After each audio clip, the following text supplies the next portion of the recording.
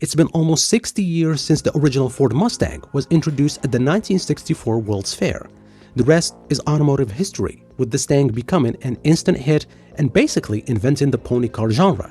Now, after nearly 6 decades and countless iterations, the 2024 Ford Mustang arrives and signals the start of the 7th generation, and possibly the last gas-powered ponies. Okay, let's start with the new design. We suspect it's going to be polarizing, as it's far edgier, literally, than before. The EcoBoost and GT feature differentiated front-end designs. You will notice that the grille on the GT is bigger than the 4 cylinders, and it also features those odd-looking pods within. Functional hood vents are prominently placed on the GT but won't be found on the EcoBoost. All Mustangs get the new tri-bar LED headlights, and Ford says it's optimized the roofline to allow easier entry and exit with a racing helmet.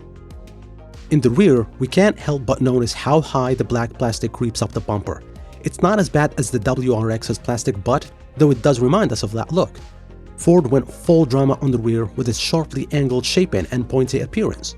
The tri-bar taillights carry over, but they are made to be even more showy with their angular design. In similar fashion as the previous gen, all GT models get a quad-tipped exhaust, and EcoBoost models get a dual exhaust.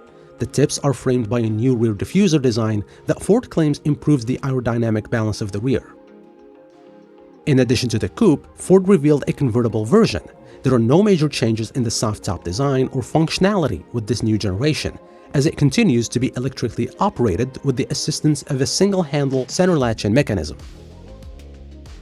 When it comes to the design details, Ford says wheel sizes range from the base 17-inch wheels up to optional 20-inch wheels on the GT, standard with 19s. You can choose between 3 caliper colors, black, red, or grabber blue, and 11 exterior paint colors. Many of them are carryover from the previous generation, but Vapor Blue and Yellow Splash are new. Ford tells us that Vapor Blue is meant to give a faint resemblance to the spectacular Mystic Chrome paint of yesteryear. If you want even more customization, Ford will be offering a Mustang Design Series option, the first of which is a Bronze Design Series appearance package that adds bronze wheels and badging to the exterior. The chassis under all this new bodywork is a revised version of the 6th generation car. Ford says it's made a number of changes to increase structural stiffness, but didn't go so far as to throw in numbers at the wall. Some material changes were made to various suspension parts, with Ford opting for the lighter aluminum this time around. A new steering rack with a quick ratio and new mechanics are meant to both quicken response and provide more feel. There is enough to go on here to make us think the new Mustang will be a better handler, but the jury remains out as to how much better. Ford made the most important change last generation to an independent rear suspension design, allowing for the Mustang to transition into more of a sports car than a muscle car. There is only one performance pack being offered at the start of the 7th gen Mustang, but it's a similar package to the one seen on the previous car. Opt for the package on either the EcoBoost or GT, and you get a front tower brace, torsion limited slip differential, wider wheels, tires, and larger Brembo brakes. Exclusive to the GT are brake ducts, enhanced engine cooling, and an auxiliary engine oil cooler. Thankfully, Ford is continuing to offer its MagneRide active suspension as an option on top of the performance package. Additional options include Recaro seats and Ford's active exhaust system. Engineers say that they maxed out the allowable volume on the exhaust system for the GT this time, so you can expect an even louder bellow for the 7th gen GT. On the inside, this Mustang is drastically new and different. Ford threw out the playbook and decided to go all in on screens. The base model has 2 freestanding screens, 1 digital instrument cluster, and 1 touchscreen infotainment system. Step up to the premium trim, and this becomes one giant monolith of screens kept apart by a glossy plaque separator. The central infotainment measures at 13.2 inches in size, while the cluster is 12.4 inches. The vast majority of your car controls can be filled with inside these screens, as Ford has deleted most of the physical buttons for the radio and climate controls found throughout the cabin in the previous model. Ford claims that this is what millennials, Gen Z, and traditional Mustang buyers want, but you can just as easily interpret it as a cost-saving measure. The steering wheel gets a new flat-bottom design, and the base seats get better quality cloth than before.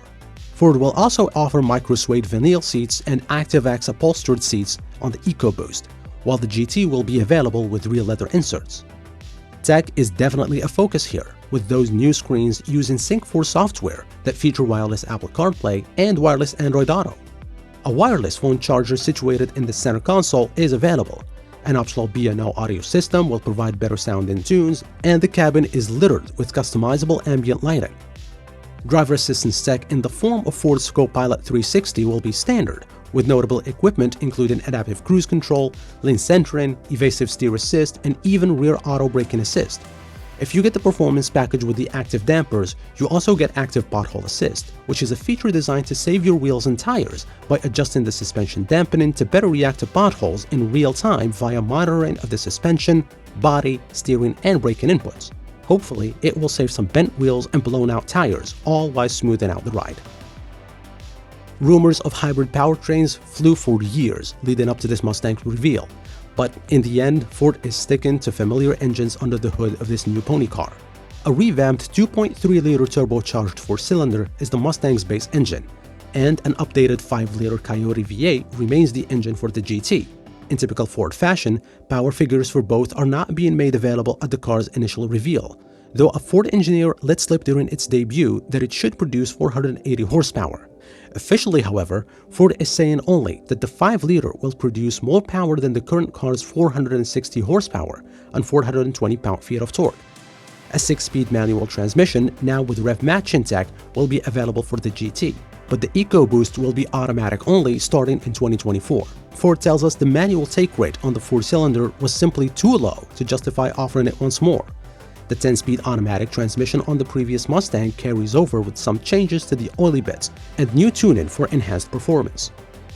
While Ford hasn't yet announced how much the 2024 Mustang will cost, we expect its pricing to align with the outgoing versions, which currently start around $29,000 for the base EcoBoost model and top out at over $57,000 for the Mach 1.